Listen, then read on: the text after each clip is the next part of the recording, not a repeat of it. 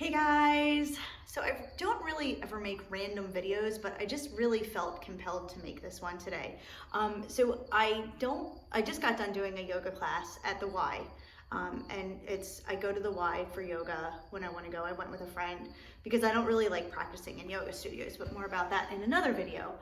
But several people started wrapping up their mats and leaving when we started Shavasana. And so I was thinking to myself, this is the best part. They're missing the best part and the most important part of the class. So why should you never, ever, ever leave during Shavasana? I'll tell you why. So let's do a metaphor, shall we? You build a house by pouring the foundation first, right? So you pour the foundation so it's got a nice, strong, stable base. And then you build the house. The house is big, the house is beautiful, the house is exactly the way you want it. You know, there's some growing pains with it, but you get past it. And then the third step is that you live in the house. Can you live in the house you built? Do you like your house? If you like your house, you're going to live in it. So yoga's kind of the same thing. There's three components to yoga. The first one are the foundations. So you use the foundations, compassion, not taking away, not holding on to things, surrendering. There's a whole bunch of the foundations that you use. And then you build on those foundations when you practice, when you're going through your class, when you're going through your physical poses, you're building your house. So you're creating the environment for that foundation to sit on. And then once you're done your yoga practice, you lay in Shavasana. That's the end where you lay down on the ground and you get to live in the house you've built. Does that make sense? So you have the foundation and then you build a house. And then you get to see how you can live in that house.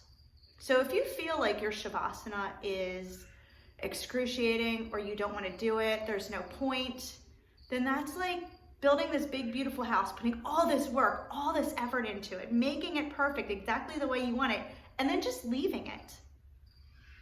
So when we practice yoga, we are building our foundation of our emotional spirit by living with compassion, living with peace, living with not holding on to things, living with contentment, but living with, the drive to do better. There's a whole lot of foundations that go into it. And then by doing our physical practice, what we call asana, we are creating open energy pathways. So all of those foundations, all of that emotional, spiritual prana or life force energy can flow through the body.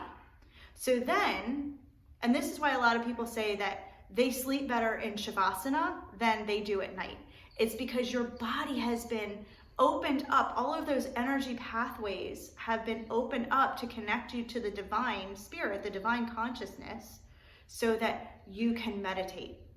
So meditation is how you get to see if you are able to live within yourself.